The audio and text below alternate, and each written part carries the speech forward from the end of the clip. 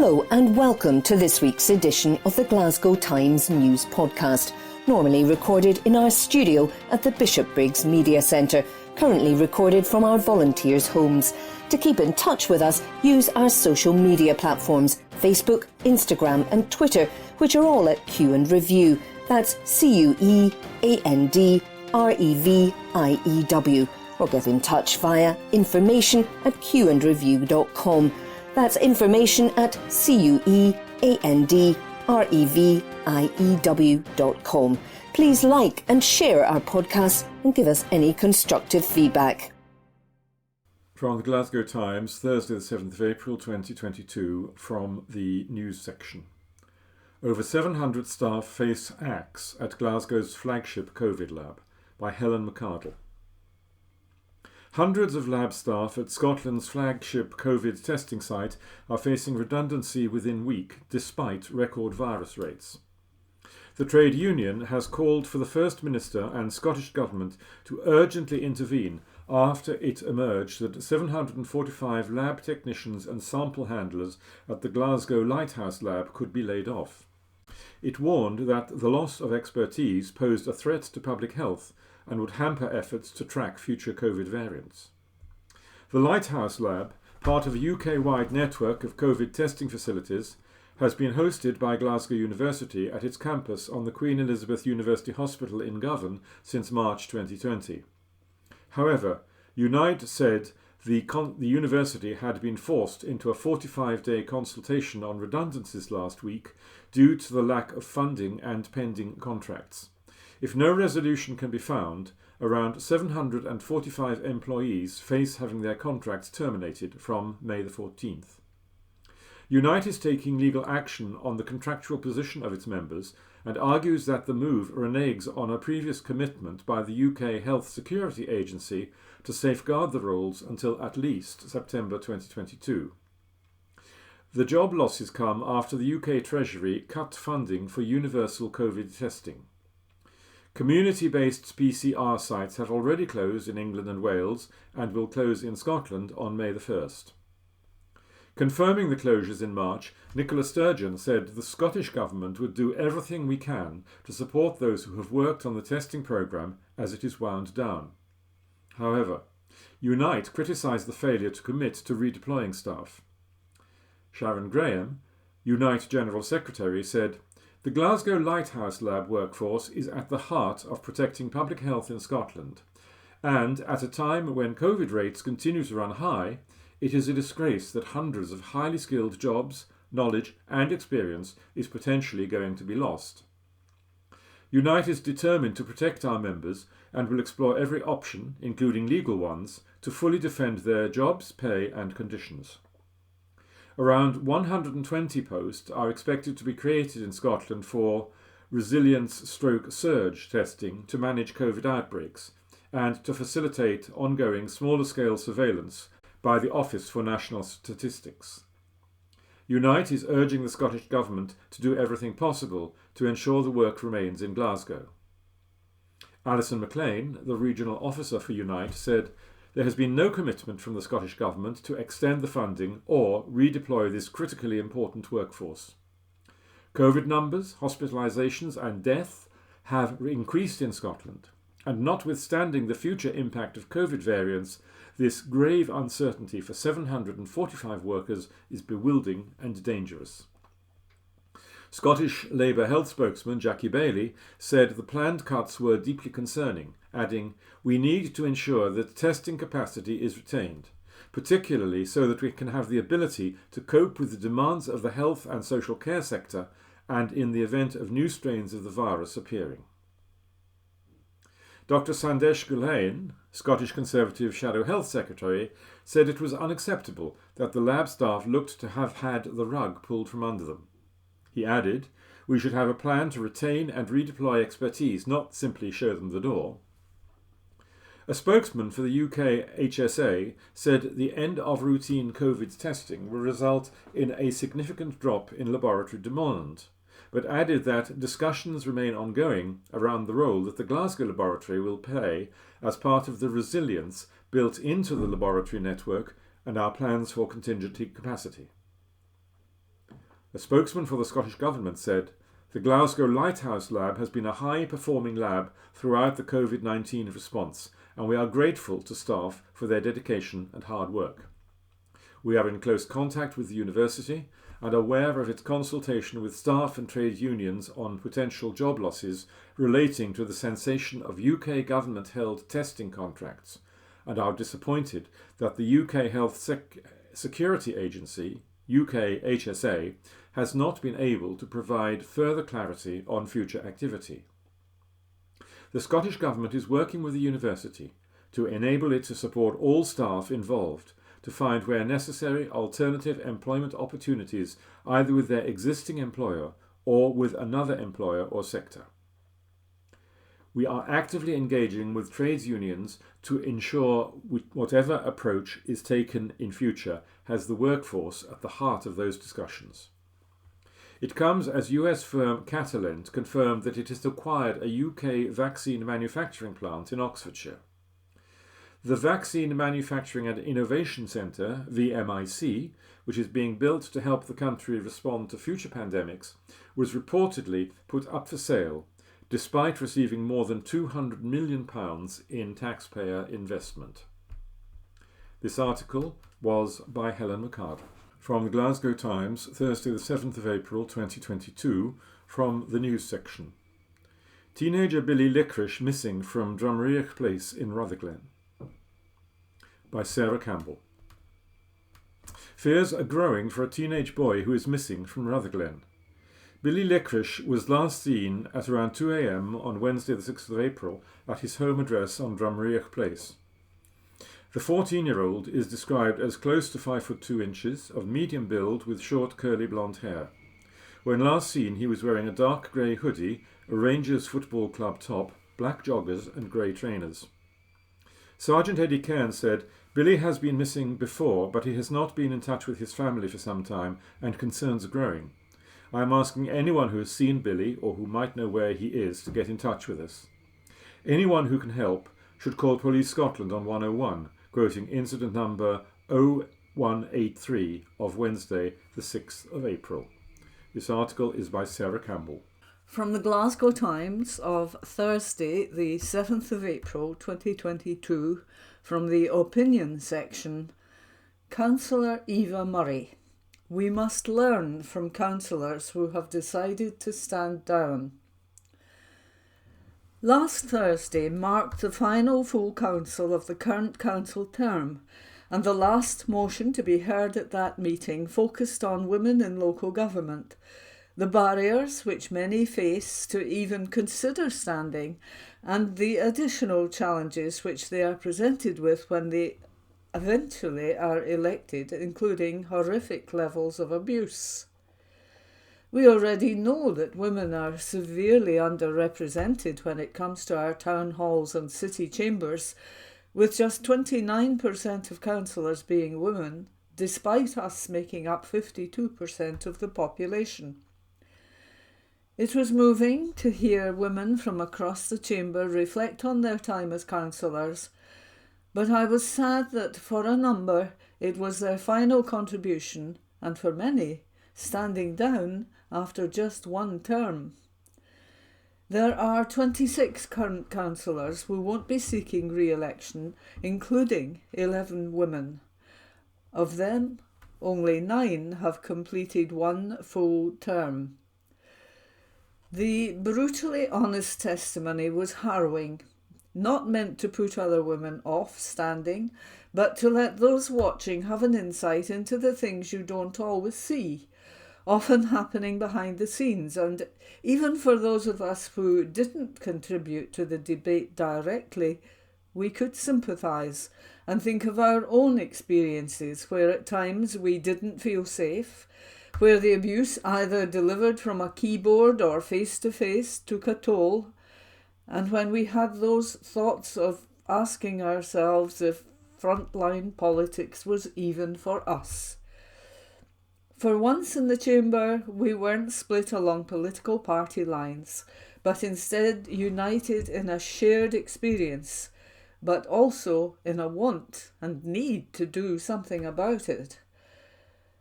I have always been fairly open about what it's like being a young woman in elected politics. I've spoken before about the good, the bad and the ugly sides of it, the times when I've told myself that it's nothing but imposter syndrome creeping up on me and the others, where I have been a few phone calls and some tears from walking away from it all. We are told all the time you need a tough skin to be in politics. I get that, and there's no denying whether we like it or not, you do. But nothing could have prepared me for being shouted at in the middle of a public community centre that I was an effing waste of space by a fellow councillor because I dared to challenge a decision they made, or the time I had to contact the police because another sitting councillor sent me threatening direct mails on Twitter, or continuous daft wee lassie chat from the same people who preach about why not enough young women come forward as candidates. And I know my experience is not unique. Speak to any woman councillor, they will have their own story. But what gets me is that they may try to put us down, but we do keep fighting. We speak out and we try to make things better for those who will be in that next generation. I'm proud to be standing again to represent the communities and the city I love. I'm also proud of all the women who have decided to put their name on the ballot this year, but we must learn from those who have decided to stand down. It's on all of us to do better. This article was by Eva Murray. From the Glasgow Times, Friday the 8th of April 2022.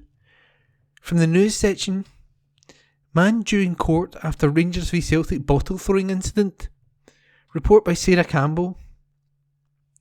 A man is due to appear in court next week in connection with an incident at Ibrox Stadium. The 32-year-old has been arrested and charged after a bottle was thrown in a pitch at a Celtic v Rangers match on Sunday, April the 3rd. One man sustained injuries as a result of this and required treatment. The 32-year-old man is due to appear at Glasgow Sheriff Court on Monday, April the 11th. And that was a piece by Sarah Campbell. From the Glasgow Times, Friday the 8th of April 2022, from the news section, man jailed for racially abusing member of the public at Glasgow Central, by Sarah Campbell, digital journalist. A man has been jailed as subjecting a bystander to a shocking racist rant and threatening to stab him outside Glasgow Central Station last year. Stephen Barrett approached his victim, who was standing with two rail workers under a canopy in Gorton Street on the evening of July the 20th, 2021. He asked the 42-year-old man for a cigarette, which he politely declined. Barrett then proceeded to spout a vile trade of racist abuse aimed at his victim, calling him a terrorist and threatening to cause him physical harm. 3 British Transport Police officers raced to intervene and found Barrett shouting and swearing outside the Toby Jug bar on Hope Street. The 28-year-old was arrested and taken for further questioning, where he later said, "I am not a racist." Appearing at Glasgow Sheriff Court on Thursday, March the 31st, 2022, Barrett, of Dunblane Street, pleaded not guilty to racially aggravated behaviour. He was sentenced to 7 months in jail for his crime. British Transport Police Constable MacDonald said, Barrett's criminal actions on that summer's evening were not only revolting, but caused significant distress to the victim and the public in the area at the time. I would like to thank the witnesses who greatly assisted us in our investigation and the courts for handing down an adequately strong custodial sentence. We take incidents of hate crime extremely seriously. Behaviour, where someone is targeted because of who they are or made to feel uncomfortable, will not be tolerated anywhere on the railway network. If you are a victim of hate crime, please report it to us by texting 61016 or calling 0800 405040. No report is too small or too trivial. We will always take you seriously. And that piece was by Sarah Campbell. From the Glasgow Times, Friday the 8th of April 2022, from the news section, racist thug assaults mum and child outside Glasgow Stormzy gig.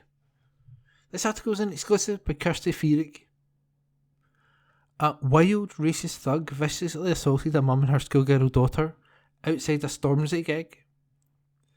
Michelle Winton, 47, took 13-year-old Miaha to her first concert in the Hydro in Glasgow on Monday night to watch the artist perform. But they claim after leaving the venue at around 10:20pm, a man began to hurl racist slurs at them before punching the shocked mother in the face. The terrifying incident happened in front of her traumatised daughter, who tried to pull the attacker off her mum, only she claims that she then had been assaulted herself in an area outside the Finiston venue between the Hydro and the Scottish Event Campus. The pair, from Edinburgh, have now been left badly bruised and traumatised by the incident, with Miaha too scared to return to Glasgow or any music concert.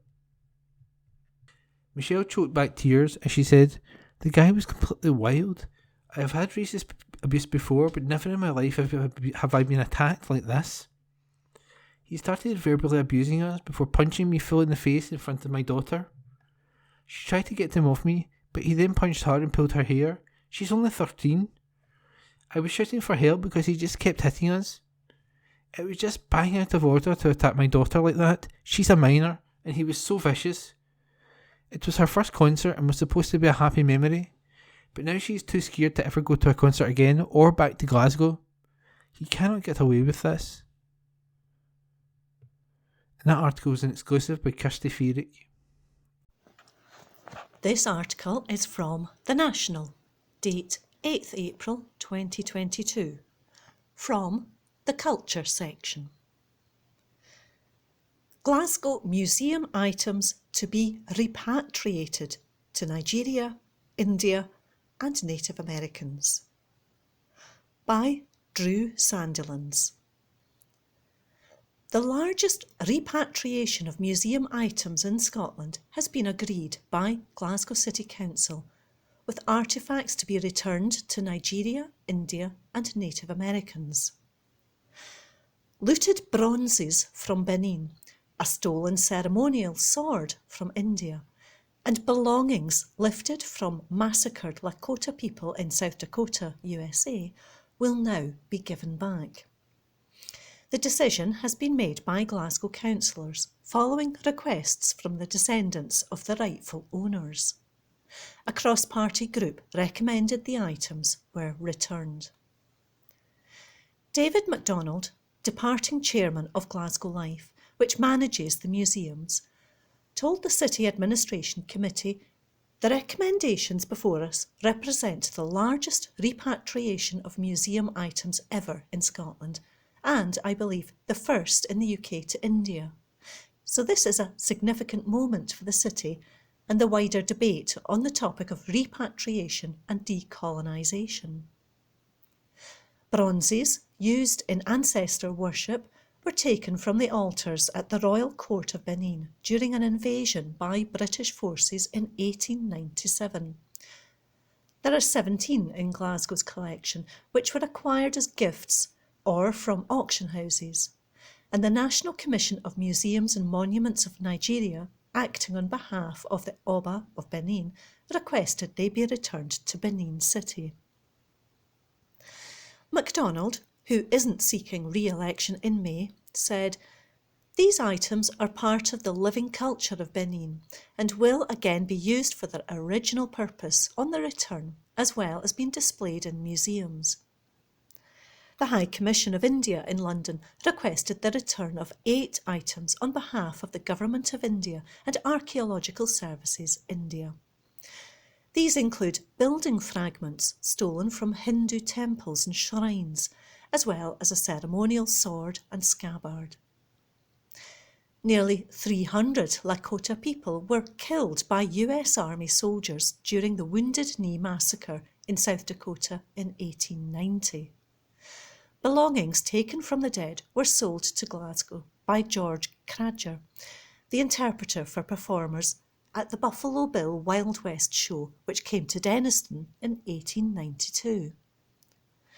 A request for repatriation of 25 artefacts was received from the descendants of the late Marcella Lebeau, a Lakota elder, politician, nurse and military veteran who died at the age of 102 last year. The family is representing the Cheyenne River Sioux tribe and the Olalga Sioux tribe, council officials reported. MacDonald said these items, the personal belongings of murdered Lakota tribespeople, include necklaces, beaded waistcoats, headdresses, moccasins, a shield cover and children's leggings. He added the city plans to make a financial contribution towards their return. The items for India and Nigeria are being sponsored by national governments or institutions, he said. But the return of these items would otherwise be left up to the descendants themselves. We believe it would be an added insult for the city to expect the Lakota people to pay for the return of these items. We are asking officers to finalise arrangements and offer full financial support for the safe and honourable return of these items. The estimated cost of repatriation is expected to be between £30,000 and £40,000. LeBeau was behind the campaign for the return of the ghost dance shirt, a sacred item to Native Americans which is believed to have been worn by a Sioux warrior during the massacre from Kelvin Grove Museum in 1998.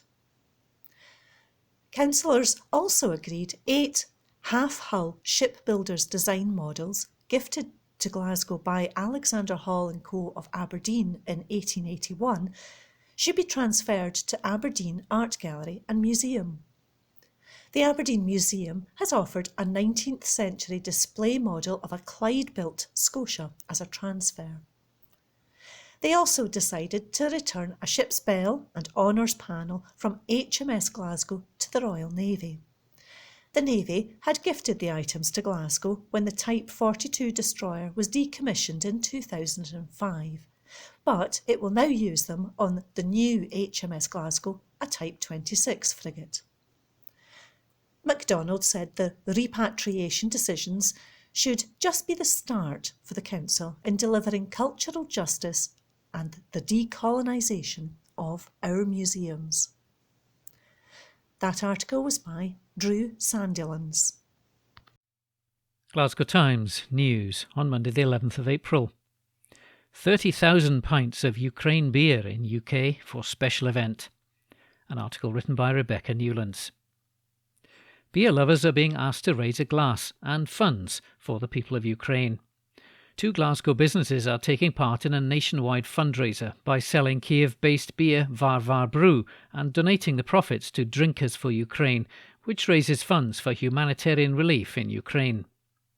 Those wishing to help out can buy a Varvar at the Wee Beer Shop on Pollokshaws Road or Valhalla's Goat on Great Western Road. Importer and distributor Euroboozer has successfully delivered 30,000 pints worth of Varvar's craft beer to the UK, and the beers will be available to buy across the country from 4 p.m. on Thursday. Drinkers and retailers are also being asked to share their pictures on social media. Martin Railton, managing director of Euroboozer, said, "It's been far from straightforward, but we're delighted to announce that the Varvar beer rescue has been a complete success and the lorry has arrived at our headquarters." He added, "We have a big job now to get the beer delivered to the incredible bars, pubs, restaurants and retailers who've bought into the initiative, but we're confident, especially with some incredible offers of help, that fridges and shelves across the UK will be stocked with amazing Ukraine beer by April the 14th. An article written by Rebecca Newlands. Glasgow Times News on Monday the 11th of April. Concerns over delay to inquiry. An article written by Tom Torrance. Ministers have been accused of needlessly delaying a public inquiry into the fires that devastated the Glasgow School of Art. Politicians called for an inquiry after a 3-year investigation by the Scottish Fire and Rescue Service into the second blaze in 2018, which destroyed the Child's-Ready Macintosh masterpiece, failed to find the cause. Culture Secretary Angus Robertson has now written to Holyrood's Culture Committee to say the Scottish Government continues to carefully consider the benefit of establishing a public inquiry. But Scottish Conservative Culture spokesperson Sharon Dowie said, The Glasgow School of Art was an iconic part of Scotland's cultural scene, and people are rightly demanding answers to what ultimately happened. While the committee belatedly received this response from Angus Robertson, he's completely dodged questions over a public inquiry. This isn't good enough. Committee member Sarah Boyack said, "The Glasgow School of Art fires devastated an important educational institution with invaluable artistic value, but it also hit the local economy as well. Years on from these fires, we're still waiting for answers." An article written by Tom Torrance. Glasgow Times News on Monday the 11th of April. Labour hit out at £236 million cost of agency nurses. An article written by Caroline Wilson. Scotland's Health Board spends an eye-watering £236 million in 1 year on bank and agency nurses to plug NHS staffing gaps, figures show. Statistics published by the Scottish Government have revealed that there was an 11.3% rise in spend to cover rota gaps in the year up to last March, after the pandemic took hold. Scottish Labour said the figures showed a nursing workforce on the brink and said the taxpayer was paying a heavy price for SNP workforce planning failures. A recent study from the Royal College of Nursing, or RCN, has shown that since 2011-2012, bank nursing has increased by 58.9%. A spokesperson for the RCN said the pandemic had led to off-the-scale staff absences, but added the bottom line is Scotland does not have the nursing staff to deliver care to all who need it. The Scottish Government said the spend on agency nursing in Scotland represents less than 1% of the overall staffing budget, with the majority of temporary staffing coming from the NHS Staff Bank. The skyrocketing bill for agency and bank staff comes as more than 6,600 nursing and midwifery vacancies are reported across Scotland's NHS. Scottish Labour Health spokesperson Jackie Bailey said, "The facts are clear for all to see. The SNP's complete failure to support our nursing workforce has led to yawning chasms in staffing levels and an eye-watering bill on the public purse. Make no mistake, this is the price of SNP failure. Scotland's heroic nursing workforces go above and beyond for patients every day, but they're being failed by a government unwilling to act. If we're to get to grips with this crisis in nurse staffing, we need a proper plan to get the skilled nursing staff we need, including incentivising agency and bank nurses into the ranks of our NHS. Failure to act now will only lead to a soaring cost to the taxpayer and even more pressure on our overworked nursing staff." An article written by Caroline Wilson. Glasgow Times News on Monday the 11th of April. Major redevelopment plans for St Enoch Centre take next step. An article written by Katrina Stewart, columnist and reporter. The redevelopment of St Enoch Centre to include 1,700 homes has taken a step closer, as bosses revealed a planning application for the scheme has now been submitted. Property developer and asset manager Sovereign Centros has filed documents outlining its master plan proposals to Glasgow City Council. Proposals focus on the creation of a mixed-use development, focusing on retail, leisure, entertainment, hotel, offices and city centre living. Guy Beaumont, director at Sovereign Centros, said, "A great deal of effort has been invested into the creation of this master plan, which reflects extensive engagement with key stakeholders across the city. We've been clear that there's still a lot of detail to be developed, and this is the start of a long journey. However, we're confident what we've set out represents an excellent contribution to the city and will future-proof the site." 2 public consultations into the long-term future of the centre have been held, looking at how the shopping mall can be sustainably developed in the next 15 to 20 years. Plans for the site involve up to 1,700 new homes, office space, a 4-star hotel, new shopping and leisure space, and a public realm space. Following the first public consultation, proposals were revisited to include widened streets, increased daylight, and a public square. This ensured more breakout space and better connections between the retail and leisure space and neighbouring parts of the city. Glasgow Chamber of Commerce called the scheme a vote of confidence for the city, saying it's crucial in the wake of the pandemic.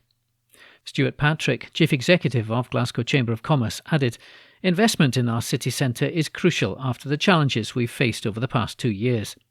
The plans proposed by Sovereign Centros are a vote of confidence for Glasgow in the face of a changing retail landscape, and it's encouraging to see those plans set out a mixed-use development that expands leisure activities as well as workspace and residential. The extent of the consultation on this project is recognised and welcomed, as these plans will shape the future of our city and strengthen our prospects of attracting local and international investment. If the outline master plan secures consent, Sovereign Centros management said more detailed proposals will be developed for consultation. The public and key stakeholders will have the opportunity to view these and to feed back ideas and comments. The Glasgow Times told recently how Sovereign Centros has also submitted a change of use application to alter the upper floors of the Debenhams building, which is currently lying empty. The developer has showcased how the space could be transformed into flexible and modern offices, which could be further complemented by a striking rooftop restaurant. An article written by Katrina Stewart. Glasgow Times News on Monday the 11th of April. One man in hospital after Glasgow street locked down after incident. A front page article written by Sarah Pacciaroni. A man has been taken to hospital after a street in Glasgow's south side was closed by emergency crews due to a disturbance. Calder Street was sealed off by police tape, while a fire engine blocked the road to traffic. At least 7 police vehicles, 3 fire engines and an incident response unit were on the scene. High-level fencing was secured around the area to prevent public access, while officers stood guard. A large crowd of people gathered near the street, as well as on Langside Road and Govanhill Library. One eyewitness said, "I saw 2 police officers banging on 2 doors earlier by the Govanhill Baths offices, but no one was coming out." Police confirmed that they are attending following a report of a disturbance within a property, and 1 man was taken to hospital as a result. They've said that there was no greater risk to the public. Councillor Barry Hunter tweeted about the incident happening between Langside Road and Victoria Road, encouraging people in the area to avoid it. The Scottish Fire and Rescue Service confirmed they were in attendance, assisting Police Scotland with an incident. No further information was provided. At around 3:20, nearly 3.5 hours into the incident, an ambulance arrived on the scene, as well as another police van. Armed officers were pictured emerging from the van. Calder Street was reopened at 5:15 p.m, more than 5 hours after the incident. A Police Scotland spokesperson said officers attended a property on Calder Street in Glasgow following a report of a disturbance around 12:05 on Sunday, April the 10th. A 20-year-old man has now been arrested and charged in connection with the incident and is due to appear at Glasgow Sheriff Court on Monday. An article written by Sarah Pacciaroni. Glasgow Times News on Monday the 11th of April. The SNP will speed up cap and tap plan. An article written by Sarah Hilly. The SNP has vowed to speed up its transformation of public transport in Glasgow with publicly owned buses and a tap and cap ticket system across all travel. It says tackling the cost of living crisis, the climate emergency and recovery from the pandemic will form the heart of its strategy for the next 5 years. 50 election hopefuls have lined up to fight for seats across the city's 23 wards as the candidates released their manifesto on Saturday alongside First Minister Nicola Sturgeon. The SNP has been a minority administration in Glasgow City Council since 2017. A number of SNP councillors won't seek re-election, including City Convener for Sustainability Anna Richardson. Deputy Leader David MacDonald is also standing down. An SNP spokesperson said, "We are fielding 50 candidates across the city with the ambition of returning an SNP city government and continuing the work of transforming Glasgow. We are the only party with the realistic aims or credible plan for leadership to serve the needs and ambitions of the people of Glasgow. Every one of those standing for the SNP is determined to deliver for their communities and for our great city." A statement released before the official manifesto launched promised to revolutionise public transport by working towards a Clyde Metro system of light rail to connect our communities, publicly owned and run buses and integrated tap and cap ticketing across transport modes. Council leader Susan Aitken said, "Our plan for Glasgow addresses COVID, climate and the cost of living crisis, the issues of our times. These past 5 years have seen Glasgow face several unprecedented challenges thrust on top of the immense task we inherited to turn this city round. In the face of that, we're proud of the progress we've made, and our aim now is to build on the strong foundations for change we've laid. Driving everything we do is our core commitment to tackling poverty and inequality, improving our communities and creating better life chances for every Glaswegian. An article written by Sarah Hilly. Evening Times, April 11. Lifestyle. The story of the world's real greatest showman and his amazing Glasgow Zoo. Report by Anne Fotheringham. He was the original greatest showman, and this week, more than 100 years ago, he was entertaining huge crowds in Glasgow. Frank C. Bostock was a worldwide celebrity, although modern audiences may never even have heard of him. He was the man who allegedly invented the circular big-top circus tent, who trained a chimpanzee to drive a car, and who worked out if you showed an upturned chair at a lion, it would be tamed. Our sister newspaper, The Herald, reported on Frank's show at New City Road on April 9th, 1912, as follows. The jungle proved a popular resort for holidaymakers yesterday, large attendances being attracted to the New City Road establishment throughout the day. Several performances were given, and each of them drew forth the enthusiastic appreciation of the onlookers. The displays given daily at the jungle demonstrate in a remarkable manner the extent to which animals of the jungle and the wild can be trained.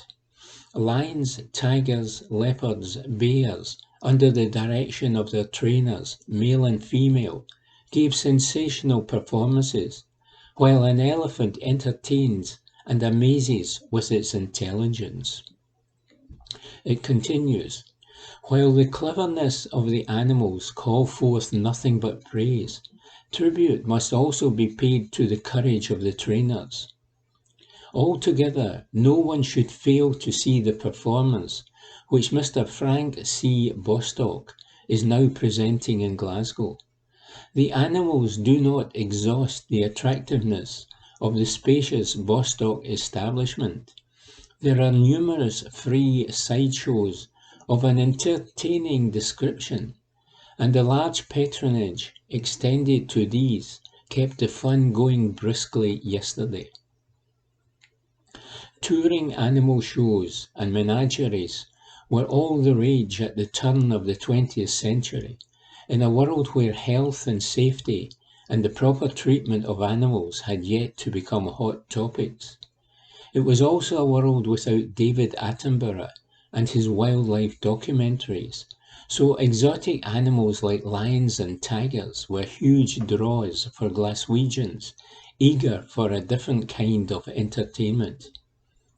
In fact, according to music hall history site arthurlloyd.co.uk, the Bostock and Wombwell Royal Menagerie and its amusements was a frequent visitor to Glasgow, to sites such as Glasgow Green, the old barracks carnival ground off the Gallowgate, and the recreation grounds at New City Road. The website points out, it was in 1897 that E. H. Bostock, Frank's brother, settled as lessee and eventual owner at New City Road, Cowcaddens Cross, Glasgow, in what was then the vast but run-down new Olympia Hall, extending to 1 acre. He constructed cages, put in electric light, and with Dean of Guild consent, erected a circus in the centre of the huge building, opening his Scottish Zoo, the first permanent zoo in Scotland. The venue was also known as the Zoo Circus Building, and later the Zoo Hippodrome Building. It stood next to the Normal Seminary created by David Stowe in 1837 as Britain's first teacher training college. Showman Edward Henry Bostock and George Wombwell opened the large arena after deciding Glasgow could support a permanent home instead of constantly being on the road with their menagerie. They even allowed a couple to get married in the lion's cage while the lions were inside, which attracted a crowd of thousands who perhaps were hoping for more drama than materialised. A star attraction was the Asian elephant Sir Roger, a gentle big soul until he turned 27 in 1900 and developed moose, a dangerous condition of vastly increased testosterone amongst old bull elephants that made him so aggressive he broke the arm and several ribs of his keeper. The decision was taken to put the elephant down, and the story was reported around the world, even in New Zealand. His carcass was taken to a Sauchiehall Street taxidermy firm, whose staff worked on his skeleton and hide until they had a stuffed Sir Roger, who was donated to Kelvin Grove Art Gallery and Museum, where he has been a star attraction ever since. E. H. Bostock, who also became the MP for Cowcaddens, added the showing of films to the zoo complex and renamed the Zoo Electric Theatre in 1911, and shortly afterwards, as the animal element became less important, it became the Joytown Grand Electric Theatre, with the name falling out of use when it became temporary barracks for troops during the First World War. Other uses include a roller skating rink and a bus garage before the snooker hall moved in with a Chinese restaurant and supermarket on the floor below. Frank had a couple of hairy moments during his career. He survived a mauling by his tiger in 1901 and an attack by a lion 4 years later.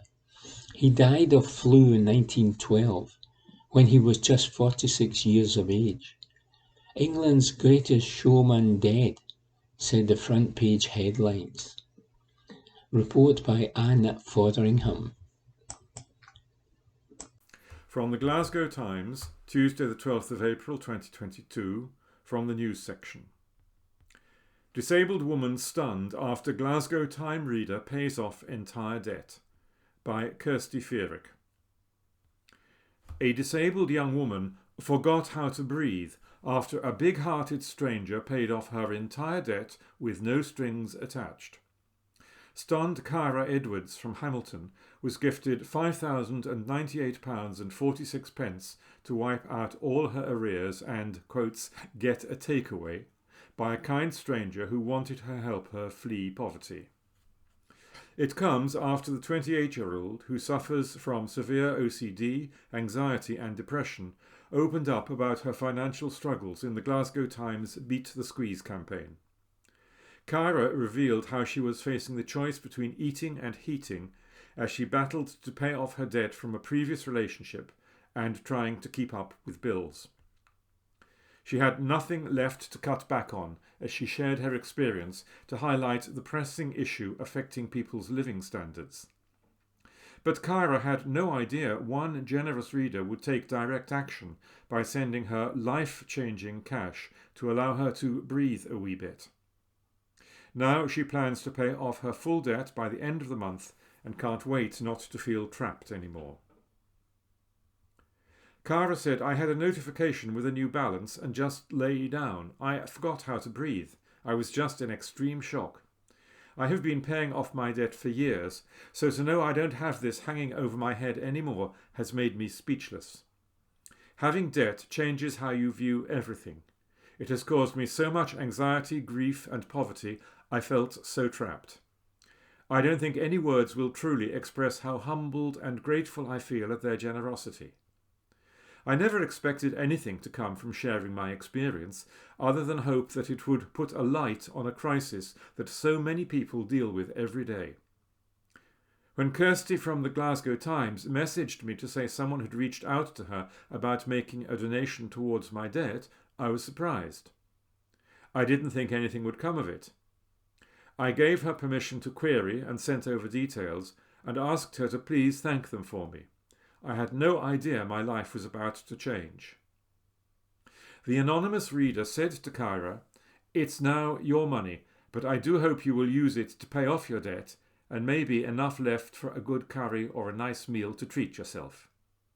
I read your difficult story by Kirsty Feerick in the Glasgow Times, and it seemed to me that if you could pay off your loan amount, it would at least allow you to breathe a wee bit, then to continue with your efforts to move on, at least without that burden and with an improved credit score.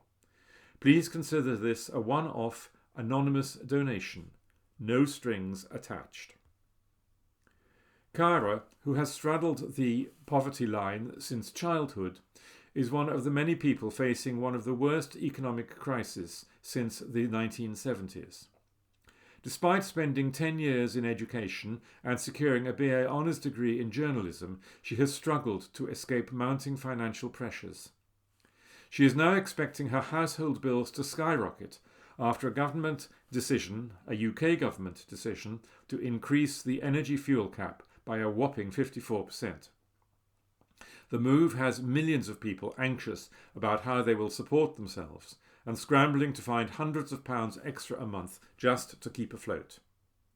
Our Beat the Squeeze campaign is focusing on real people affected by the crisis, how to save cash, and challenging political leaders as the cost of living soars. Kyra previously told us, "I was already skipping meals before they cut the universal credit uplift last year. Now I barely eat. As of April, all my bills will be going up. I can't afford that. There's nothing left to cut back on. The cost of living is currently unbearable. I've always been under or on the poverty line, despite spending a decade in education, getting a degree and working 2 jobs to alleviate this. This turned out to be at the cost of my mental health. For now, I can't even focus on getting better because the things I need to survive that should be available are slowly being taken away from me. This is constant. How are we supposed to deal with price hikes when we are already at a disadvantage?" This article was by Kirsty Feerick. From the Glasgow Times, Tuesday the 12th of April 2022, from the news section. Glasgow. Munro fully electric 4x4 vehicle unveiled, by Brian Donnelly. Up to 300 jobs are set to be created in Scotland with the development of what is claimed will be among the first fully electric 4x4s designed and built in the UK. Glasgow-based Munro Vehicles has hailed a £750,000 investment by Elbow Beach Capital, which seeks to back decarbonisation, sustainability and social impact enterprises. Elbow Beach Capital believes a considerable opportunity exists to decarbonise vehicle fleets in the mining, forestry and agricultural industries. Munro expects its Mark I to be production line ready later this year, with first vehicle deliveries to be made in 2023, having undergone considerable off-road testing. The Mark I demonstrates impressive off-road performance and reliability, with the vehicle capable of carrying a 1,000-kilogram payload and delivering a range of over 280 kilometres per charge, the firm said. Munro will use the proceeds of this round to hire key personnel, develop its order book and grow its sales network while building, testing and upgrading a production-intent prototype vehicle. The firm said further funds will be raised later this year to scale the production line, recruit assembly staff and complete first deliveries of pre-ordered vehicles. Once the production line is at full capacity, Munro expects to meet demand of up to 5,000 vehicles per year by 2030. Munro expects to be cash flow positive by 2025, which will allow for an international rollout of its vehicles, it said. John Pollock, chief executive of Elbow Beach Capital, said it exists to identify and support companies challenging carbon-intensive industries and delivering practical solutions. Munro is a fantastic example of this, adding, "This is only just the start for Munro. We have seen the prototype in action and were incredibly impressed by its versatility and overall performance under challenging conditions. These will be fit-for-purpose all-terrain vehicles which just happen to be powered by electricity. With Mark I nearing production readiness, 2022 is going to be an exciting year for the Munro team. Russ Peterson, Chief Executive of Munro, said, "We're very excited to have Elbow Beach Capital's support, particularly as we feel that their passion and enthusiasm matches our own. This investment is beneficial for the local economy and will allow us to source as many of our parts from within the UK as possible, cutting down on carbon emissions from shipping. We have a huge job ahead of us to take the Mark I to production, but with Elbow Beach's backing, we feel empowered to make it happen." Mr. Pollock has joined Munro's board of directors as a representative of Elbow Beach Capital with immediate effect. This article was by Anne Donnelly. From the Glasgow Times of Tuesday, the 12th of April 2022, from the opinion section, Beat the Squeeze, Mike Daly, pre-loved uniforms could help your summer budget. Spring school holidays are upon us, but when pupils return later this month, they'll be thinking about two things: the approaching summer holidays and moving on up to the next year of school. It's an exciting rite of passage, whether starting at primary 1, going from the wee school to primary 4, or moving on up to the big school as a first-year student. With every new school year comes the cost of a new school uniform and the best part of £200 per pupil. It's a big expense for families. If your child attends a school in Glasgow, you may be eligible for a school clothing grant from Glasgow City Council of £120 primary school or £150 secondary school per child if you're in receipt of certain benefits. The application process opens in July and can be submitted online at glasgow.gov.uk/article, ARTICLE/17885/clothing, capital C, dash grants, capital G, dash and dash capital F free dash school, capital S, dash meals, capital M. Many people feeling the financial squeeze won't be eligible for clothing grants. For example, if you're in receipt of universal credit with more than £625 monthly take-home pay, you won't be eligible on current rules. With the cost of living crisis upon us, it's worth looking at alternative options to help with reduced household budgets. Donna Henderson founded Glasgow's Pre-Loved Uniforms, GPLU, to help parents cope with the financial pressure of the new school year. The Govan-based charity recycles pre-loved uniforms and passes them on for free to families throughout Glasgow, working with 29 schools across the city and providing a rail of uniforms for parents, pupils or teachers to take what they need. The lockdown peaks of COVID-19 made it tough for the charity as people had been unable to access the charity's premises. GPLU supports families through social workers, health visitors and family support workers from various organisations. The service is non-referral and open to everyone to help save money while helping the environment by reducing school uniforms going to landfill. The charity originated from an event at Balornock Primary School for a Community Achievement Award with Glasgow Kelvin College and interest from local families. After creating a Facebook page, Balornock Uniform Bank was formed. With more schools beyond G21 becoming involved, the organisation became North Glasgow Uniform Bank, before relaunching as Glasgow's Pre-Loved Uniforms in 2020.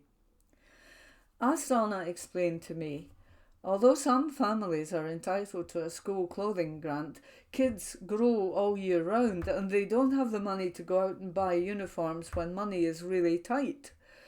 Unfortunately, there are always people too quick to judge and say, why give them a free uniform when they smoke, drink, take drugs or buy takeaways?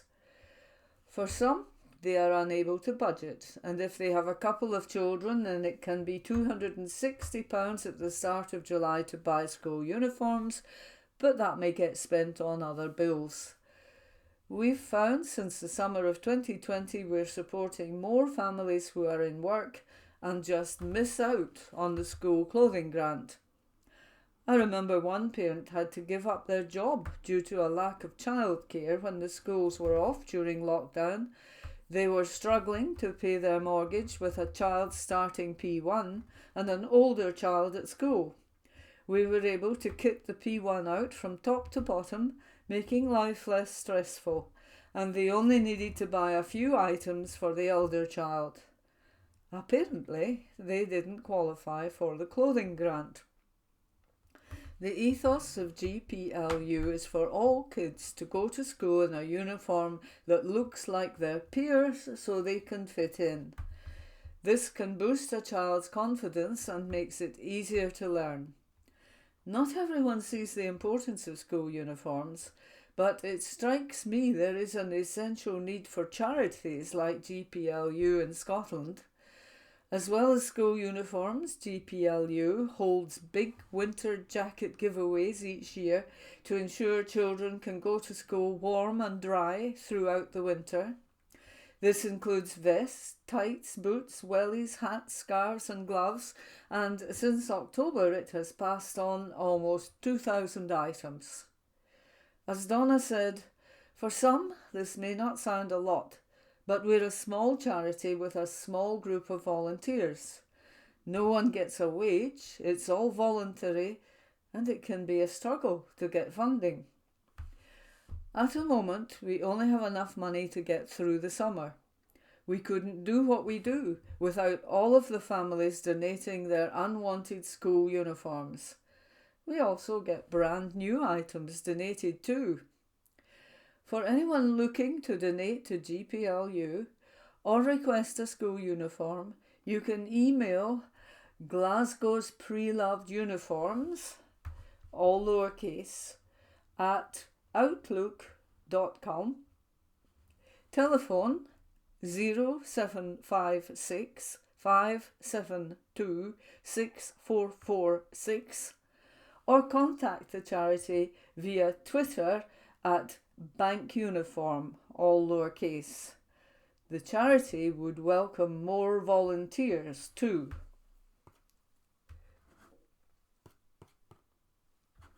This article was by Mike Daly from the Glasgow Times of Tuesday, the 12th of April 2022, from the opinion section. Scotland should follow England's lead in listing calorie counts, by Katrina Stewart. When I started working in Starbucks in 1999, we had 3 beverage sizes: short, tall and grande, the names for 8 ounce, 12 ounce and 16 ounce cups. At some point, the year escapes me, the 20 ounce venti cup was introduced and the short size sidled off the menu board. For a long time people would still order a short and we would give them a tall cup but not quite fill it. But eventually the smallest size became a distant memory. I remember when we saw the venti for the first time, agog. This was a pint of coffee. Who on earth was going to order an entire pint of coffee? Well, lots of people, it emerged. Big cups are the norm now everywhere. By some standards, a pint cup is relatively abstemious, given the hulking options available. Portions, for both drink and food, have undergone a gargantuan creep to the point where we've lost a natural relationship with satiety and hunger, and will indulge in a giant's repast as though it were normal. I was reading recently that until about the age of 3, humans will stop eating when they are full. This is apparently a universal trait. No matter how much food a toddler is given, they will stop when they've had enough. By the time a child is 5, they will eat whatever's in front of them. Plate sizes and cup sizes have increased to accommodate our expanding appetites. Did you know the correct portion size for a piece of meat is the same size as a pack of playing cards? A portion of cheese should be the size of a matchbox. I don't know about you, but I'd feel short-changed with a matchbox bit of brie.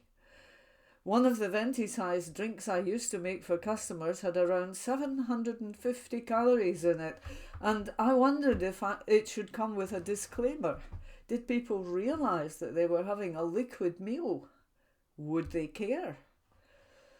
Of course, these questions are moot now because Starbucks, alongside other high street cafe chains, provides calorie counts on menu boards and have done for a number of years. In England last week, it became mandatory for restaurant businesses with more than 250 staff members to provide calorie counts for meals. Now the Scottish Government has launched a 12-week consultation looking at introducing the same thing here. Obesity is a costly business. It currently costs the UK £6.1 billion a year to deal with associated health problems, and that figure is predicted to rise to £9.7 billion by 2050. In Scotland, government figures show that 2/3 of the population is overweight or obese. Acknowledging the discussion around whether thin is necessarily automatically healthy, and the debate around whether it's possible to be fat and healthy, there is still a problem, and we know we have to deal with it. What good are calorie counts though, and might they do more harm than good?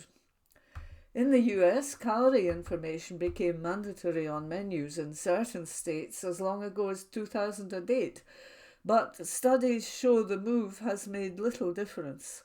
While initially food choices changed, that change petered out. Restaurants surveyed in England ahead of the legislation change said that they would not be altering recipes either, so it looks very much like the initiative does not shift the status quo. Those who live with eating disorders and disordered eating worry that having the numbers there in plain view will be triggering, putting people off going out to eat at all or making what should be a pleasurable experience instead a miserable business. I spent my teens and early 20s aspiring to an ideal of thinness that was never my own desire, but a toxic mix of outside forces and internal pressures. At some point, the dam burst, and I began to eat as a subconscious act of rebellion, devouring everything I could because I could, from one extreme to another. And now a constant search for balance, which is hard to find. If you are slim and have always been slim, it can be very difficult to comprehend just how difficult weight loss is and how the world is simply not designed to help you have a healthy relationship with food. There's much talk of an obesogenic society, but until you're trying to change your eating habits, you don't truly see it. Relationships to food are complicated and complex, and solving the obesity crisis similarly so. It needs wide-ranging change, from better education about food to better and more affordable availability of quality food. Calorie counting is a blunt instrument also. Many of us understand that not all calories are created equal. While there should be far less shame around weight and dietary choices, and far more emphasis on structural change, providing people with information to help make balanced choices is also crucial. A compromise might be to have an opt-in system where calorie count menus are available alongside menus without those numbers. While some people will find calorie counts a barrier, others will find them useful in making better choices. England has led the charge with this, but hopefully Scotland can learn from its efforts and introduce a system that, as with diet, understands that balance is key. This article was by Katrina Stewart. From the Glasgow Times, Tuesday the 12th of April 2022, from the news section. SNP leader open to deal with Labour at Glasgow City Chambers, by Kathleen Nutt. The SNP leader of Glasgow City Council said she would be open to a deal with Labour if no party emerges with a majority after the election next month. Susan Aitken said she would be happy to have a conversation with Labour for the good of the city. Asked whether she would be open to working with Labour in a coalition, she said, "We would be open to having discussions. I think it is less likely, I've got to say, than one with the Greens." Anna Sawa has said Labour won't do any deals with the SNP. I think that is very foolish, I've got to say. She was asked if she would prefer a deal with Labour or the Greens. I think it is a bit early to say, but what I would say is that we have worked with all parties in the council on a vote-by-vote basis. We have lost very few votes over the past 5 years, she said. And it is because we have worked to build consensus and to build a coalition around our programmes and our policies, because we think they are the right things for the city, and we have largely been able to do that. Our working relationship with the Greens on the budgets, particularly the past 3 budgets we have done, has been very constructive. It's been very mature. It's not that we don't have areas of disagreement, we do, but we've worked through those for the good of the city. I think we would be more than happy to continue to have those conversations with our Green colleagues. If our Labour colleagues were up for something constructive, mature conversations about how to move forward for the good of the city, then we would be happy to have those conversations with them too. Whether they are in that space or not, I'm not sure. It's up to them. That article was by Kathleen Nutt. Evening Times, April 11. Lifestyle Memories. Remembering Glenn Daly, the man who wrote Glasgow's famous Celtic song. Report by Anne Fotheringham. He died decades ago, but he still performs to tens of thousands of people regularly in Glasgow. Glenn Daly is the man who recorded the Celtic song, and it is his version which is still played to this day at Parkhead when the club is playing at home. Glenn was born in Glasgow in 1920 and attended St Mary's School. When he left school, he started work on the shipyards on the Clyde. He began his stage career as a foil to famous Scottish performer Lex McLean, and his contemporaries included Andy Stewart and the Alexander Brothers. Most Glasgow households will have had a Glenn Daly LP in their collection, alongside the likes of Sidney Devine and Lena Martell. In 1972, he was presented with a silver disc by Glasgow's Lord Provost, Sir Donald Liddell. The song he will forever be best known for, however, is the Celtic song, still played at the start of the club's home matches. In the same year he also recorded the Johnny Thompson song to mark the 30th anniversary of the tragic death of the Celtic goalkeeper at the age of just 22. He toured extensively and appeared on BBC's Scotland show The White Heather Club, along with countless pantomimes at Glasgow's Pavilion Theatre, where he also frequently topped the bill in variety shows. Outside of Glasgow, he performed at the Edinburgh Palladium and in Belfast. He was a popular, well-kent face in the city.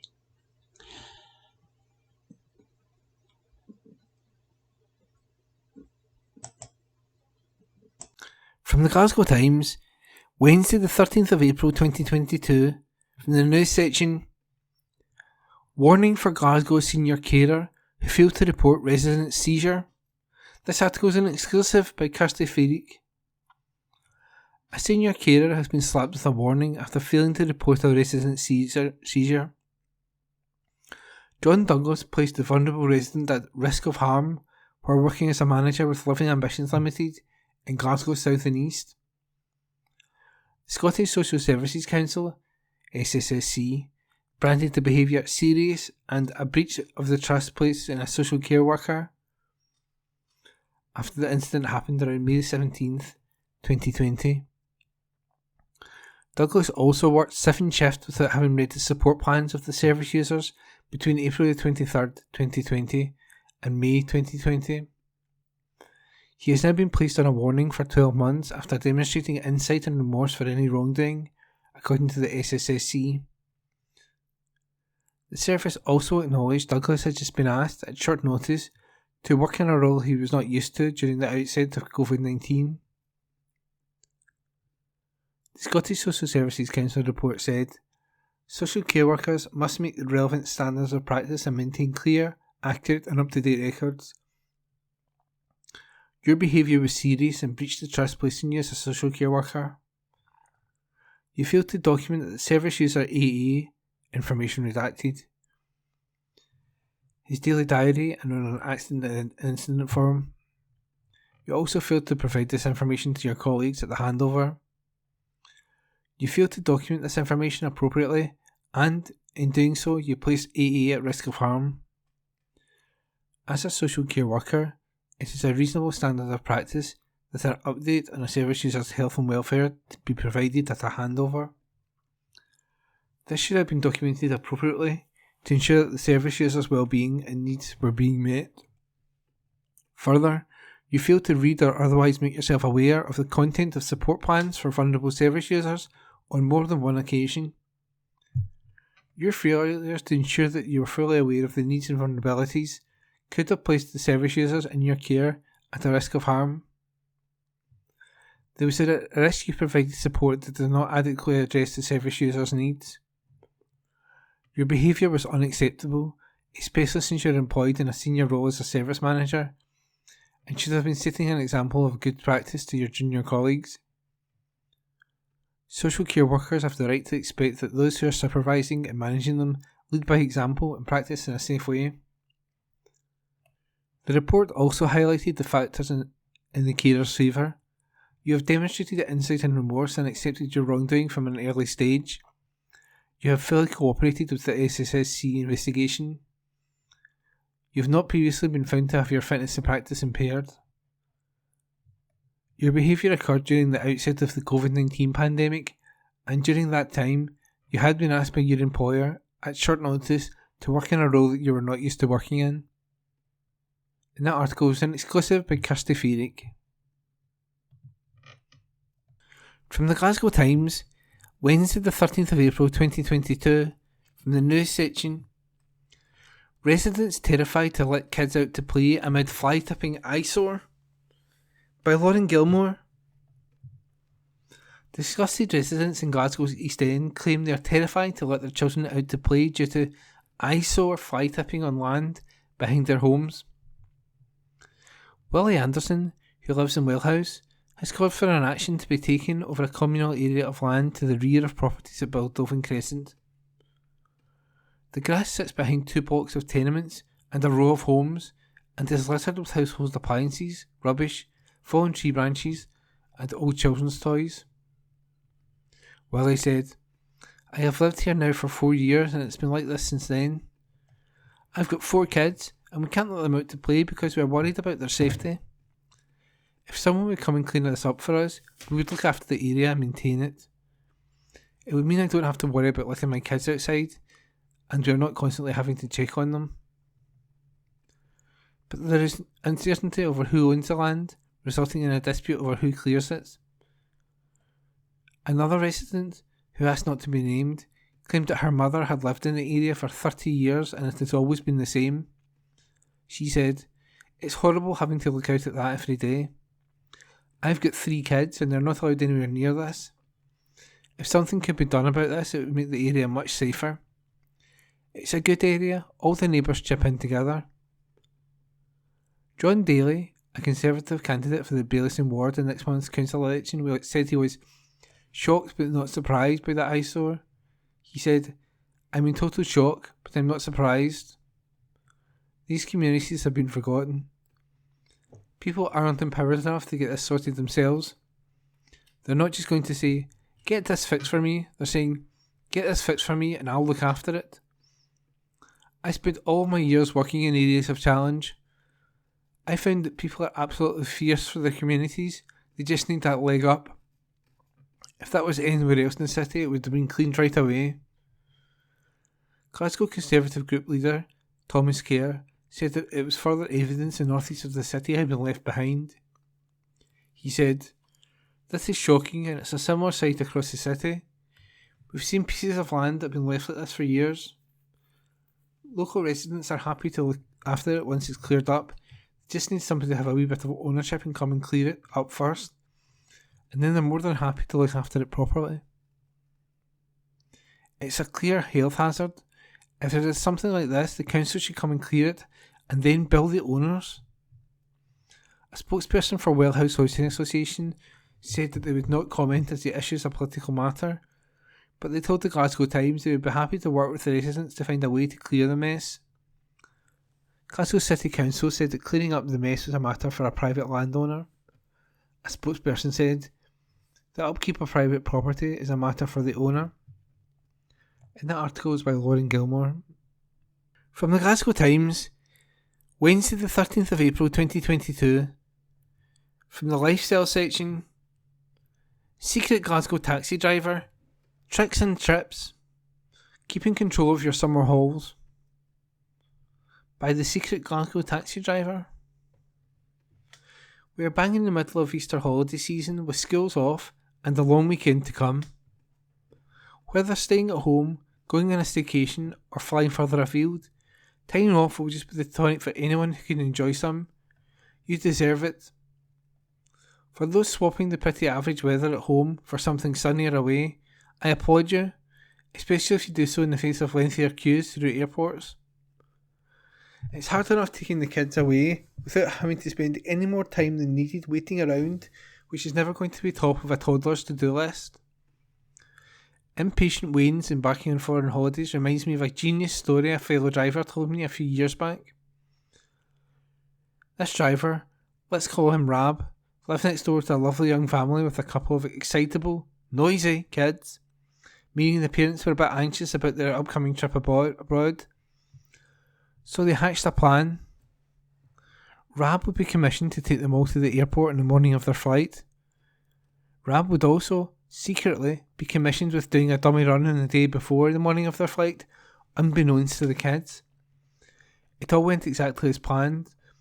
On the day before the flight, Rab went to pick the family up, only to be greeted with a couple of kids out of control.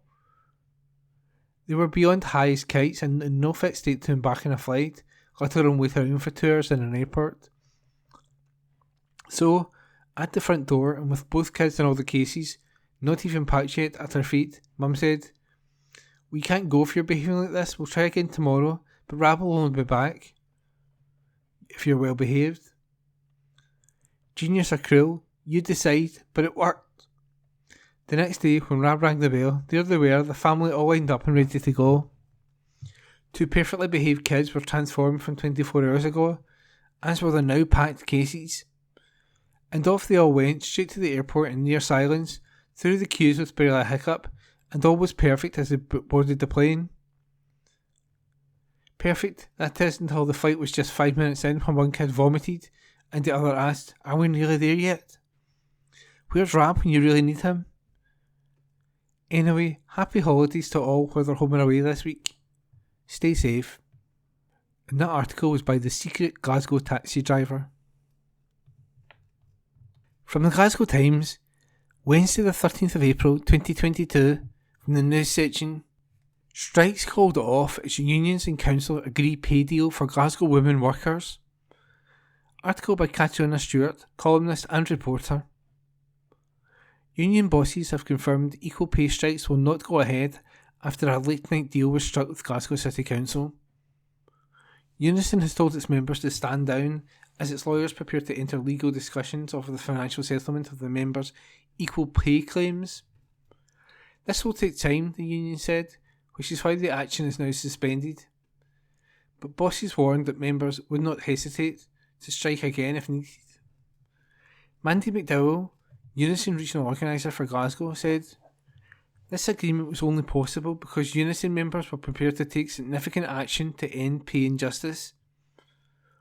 All further industrial action is suspended in good faith as we are optimistic we can find a resolution. However, the dispute will remain live should legal discussions falter. Unison members will not hesitate to strike again should we need to." Glasgow City Council leader Susan Aitken wrote to the trade unions last night to say, "We remain committed to a settlement that's the same basis as the 2019 deal. We are targeting a payment in October. We know that this momentum needs to be kept up in the weeks and months ahead so that a settlement and payment can be made quickly." Strikes had previously been planned for March the 29th and 30th, but these were called off after a last-minute offer from Glasgow City Council and further talks. However, Unison had planned further strike action in April and May. These strikes are now all suspended as the unions, Glasgow City Council and lawyers from both sides agree a financial deal which will end equal pay injustice. Unison Glasgow City branch has written to their members today to say the industrial dispute objectives were to force the council to maintain the 2019 deal and agree to make further payments on an acceptable timescale. These objectives have been secured. As stated previously, they were only won because the trade union members were prepared to take strike action. Well done again to all Unison members and our sister trade unions. The strike action planned for April the 20th and 21st will therefore not go ahead, but the Unison strike ballot remains live under current UK law, and we will be closely monitoring the progress to deliver further payments as agreed by the leader of the council. Unison Scottish Secretary Tracy Darling said, "This is fantastic news. I want to congratulate every one of the women involved in this struggle to end pay injustice, particularly Unison's hard-working, low-paid women who have been resolute to the end. It is simply unacceptable that women were forced to take their fight all the way to the brink of strike action. However, we now seem to have reached agreement. There is still hard work to do, but this is good news for everyone across Glasgow. Glasgow City Council has been contacted for comment." Evening Times, April 13. Lifestyle. Plan for new blue plaque in honour of Stan Laurel in Glasgow. Stan Laurel's Glasgow links are well known here in the city and abroad. He attended school on the south side. His father ran a Glasgow theatre, and he took his first steps into showbiz on the stage here. Now a city tour guide wants a permanent tribute created for the man who was one half of the world's most famous comedy duo. James Scott, who runs guided history tours around the merchant city, is hoping Times Past readers will support his fundraising campaign to have a blue plaque installed near the site of the Metropole Theatre, now the Scotia Bar, on Stockwell Street. There is already a plaque to Stan at the Britannia Panopticon, the music hall generally considered to be the venue in which a young Stan Laurel made his dramatic comedy debut. But James believes it is just as likely Stan appeared firstly at the Metropole, where his father was the manager. Says James, he certainly worked at the Metropole, or the Scotia as it was originally known. He started as a cashier, taking the tickets.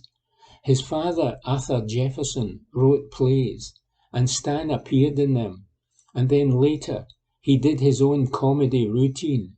So it's possible his earliest stage performances actually took place in his dad's theatre and not the Panopticon. According to Judith Bowers in Glasgow's Lost Theatre, The Story of the Britannia Music Hall, it was teenage Stan's hapless performance at the Panopticon in 1906 that set the wheels of his comedy career in motion. Laurel noticed his disapproving father in the audience, which put him off, and he wanted off stage, so took a bow but fumbled the hat and dropped it, she writes. He stepped forward to pick up the hat. His foot connected with it and kicked it into the orchestra. As everyone dissolved into peals of laughter, a comedy genius was born, setting the foundations for Laurel and Hardy's slapstick genius later on. James, a lifelong Laurel and Hardy fan, is hoping a plaque on the wall of the Scotia Bar, which stands on the site of the old Metropole, will remind visitors to the city of Stan's Glasgow connections. He is planning a celebration on June 18 at 1 p.m. to remember Stan Laurel and unveil the plaque. And he adds, "We are delighted the historic bar has agreed to have the plaque installed there, and we're really looking forward to the event. We have singers performing songs from Laurel and Hardy's famous movies lined up to appear, and hopefully a few more surprises. If you would like to support the event and the installation of the plaque, you can donate to James's GoFundMe page." Laurel and Hardy visited Glasgow several times over the course of their career, always to great welcomes from huge crowds, desperate to catch a glimpse of their heroes. Stan and Ollie were massive stars, famous for films such as Unaccustomed as We Are and Pardon Us, and the Oscar-winning The Music Box, which won an Academy Award for Best Short Subject. Their most eventful visit to Glasgow was in July 1932, when they were met by 8,000 adoring fans at Central Station. As the two men made their way to the concourse, a huge surge from the eager crowd pushed them towards the station's Hope Street exit. People were fainting, others scrabbling in panic to avoid the crush, and the terrified stars had to be whisked out of the side door onto the main street. The Evening Citizen, an early Glasgow evening newspaper, reported, "Suddenly, a stone balustrade in Hope Street, skirting the wall of the hotel, collapsed outwards onto the pavement owing to the pressure of the crowd, and a number of persons were knocked over by falling masonry. The heap of broken stonework fortunately formed a barricade which protected the surging crowd from falling into a basement 7 feet below. 3 ambulance wagons arrived on the scene, and 9 men were removed to the Royal Infirmary." The experience left Laurel and Hardy shaken, with ripped clothes, damaged shoes, and a missing watch. It was pinched from Stan's wrist in the chaos, but they went ahead with their personal appearance at La Scala Cinema later that day. It was an emotional evening for Stan, who lived in Langside when he was a child. He attended Queen's Park School, and he spoke movingly about his fond memories of Glasgow. Report by Anne Fotheringham. And that was this week's Glasgow Times News podcast, normally recorded in our studio at the Bishopbriggs Media Centre, currently recorded from our volunteers' homes with the publisher's kind permission. Thanks for listening.